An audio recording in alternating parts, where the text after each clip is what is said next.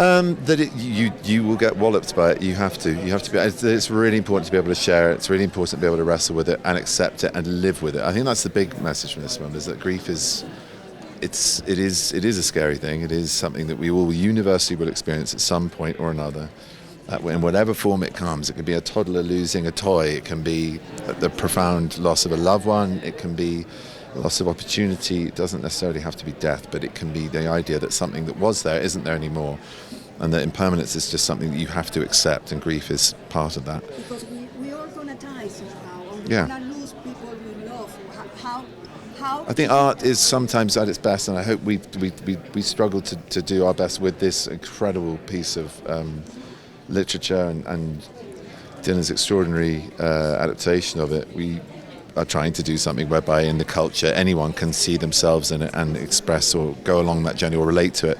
It's not just about a dad and two children, it's about anyone who's been near grief. So I'm here with Andrea Cornwell, and you are a producer on this amazing project. Yep. We saw you last year actually for Love Lies Bleeding. Yes, indeed. Congratulations. Yeah, thank you so much. Absolutely love that film. Oh, yeah. What's it like going from a project like this to The Thing with Feathers? Is it completely different? I mean, as a producer, you're constantly, one of the joys of being a producer is that you get to work on such different work, and, it reflects my own taste in cinema going. There's definitely a through line, and I think both films have in common a sort of a virtuosity in the visuals. They're both dealing with kind of stories which are emotional and moving, but also have these outside elements to them. So, which we're excited to bring to the audience. So it does feel like there's a sort of a coherence, even though they're incredibly different scale pictures. Is there a specific moment in working on this project that really stands out? Lots of moments. I mean, certainly the point when Benedict Cumberbatch joined the project was a big one for us. I mean, that's a good day in the office. Working with Benedict? I mean, phenomenal. He's an incredible actor, and in a film like this, which is set a lot of it in a house. We've got a lot of creature work in it, but the whole crew become very intimate in this space. We're creating this domestic world together. So you're sitting meters away from somebody doing a phenomenal performance. So yeah, it's a privilege. What do you hope the audience leaves with and takes away after watching this film? Well, I mean, the film comes from a book, and the book is something which has moved people around the world, and it brings, through the use of genre, something which is entertaining as well. This is a film that doesn't deal in easy sentiment. It's provocative and scary and funny, but also deeply true and universal in its themes. So we do want to move people, but also give them a good night out. Exactly. Yeah. I love that. And how, of course, does it feel to be back at Sundance for a second year again? I mean, great. Yeah. It's funny, when we were here last year, we were literally 4 weeks into pre-production. Oh my gosh. So last year was a total blur. That's great. So you with didn't one sleep, here. Did you? I did not sleep. No. I was on the phone to lawyers. Right? Yeah. Oh my gosh, with lawyers. Yeah. So not so fun. So not exactly partying, but now to be back here with the finished film.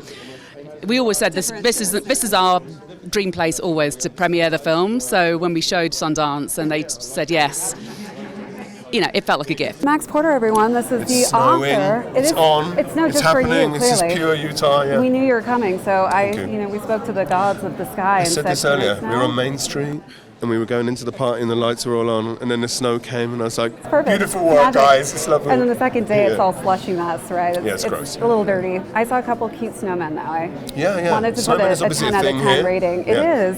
Yeah. I mean, what's snow without a snowman out there, Indeed. right?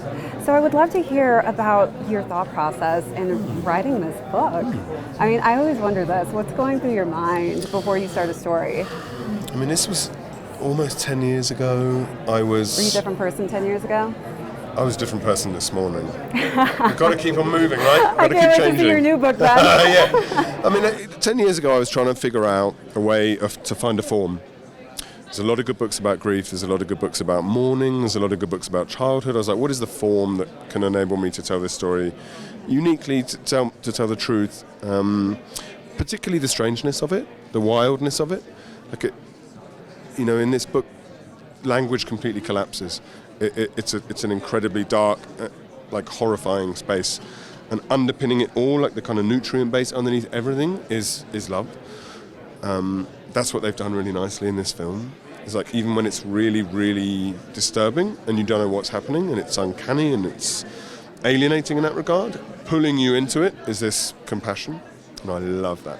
Grief is such a hard topic for some to discuss, so it's really inspiring to see filmmakers come across this topic, because I do feel that it will touch those who may be in the same situation, the same scenario, and they do need help or advice, and maybe they're not willing to talk about it, but they watch a film or read a book. And also people rely on these weird cliches, like 5 steps of recovery or moving on, and the truth is that, like, surround yourself with people around you that are feeling the same thing. Communicate it. Like, honesty is my religion.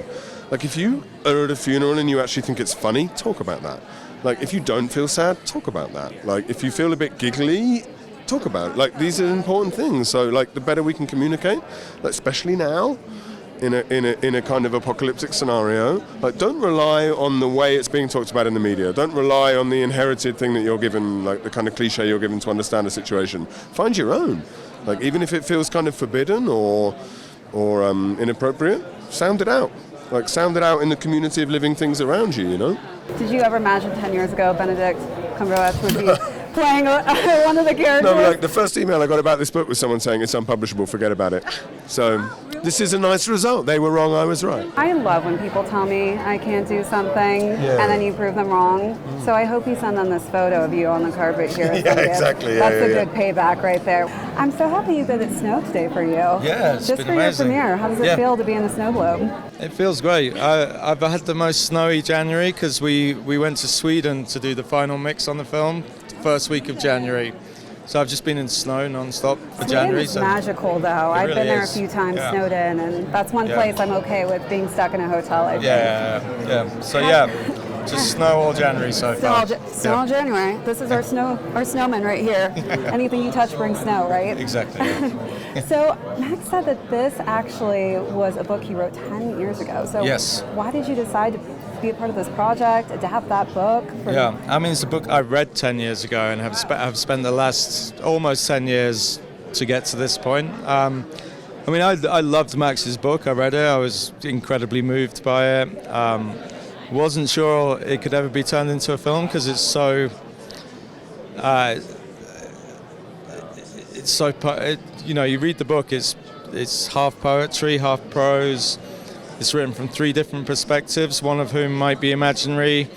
It's in past tense, present tense. It spans years. It was a very difficult adaptation, but all of that is in service of a really, really moving story that is very, very honest and truthful about grief, but it's also funny and frightening and kind and difficult. So it was really, really challenging, and I guess maybe I'm a masochist and liked the idea of adapting something that was that hard. You took on a hard challenge, and you're going to keep us on a roller coaster, aren't you? Yeah, I mean, it's for a first dramatic feature, there's child actors, real animals, prosthetics, an A-list star. I couldn't have made my job more difficult, but I've got it all out the way now, so. Well, I hope your next project is 10 times more challenging now. We have a high standard for you. And you're no stranger to Sundance. You've been here other times. You're pretty seasoned. This is my 3rd in-person visit and my 4th Sundance, because I did the COVID year when it was online. 2022. Yeah. Oh my goodness. Which was really disappointing. They're still selling merch, you know. You could get some 2022 merch. I should get some. Yeah. Yeah, because I'd bought all my winter gear and I was ready to come, and then they said, oh, it's online only. And I ended up doing all my Q&As in my kitchen at 3 o'clock in the morning in London. So it's nice to be here on American time.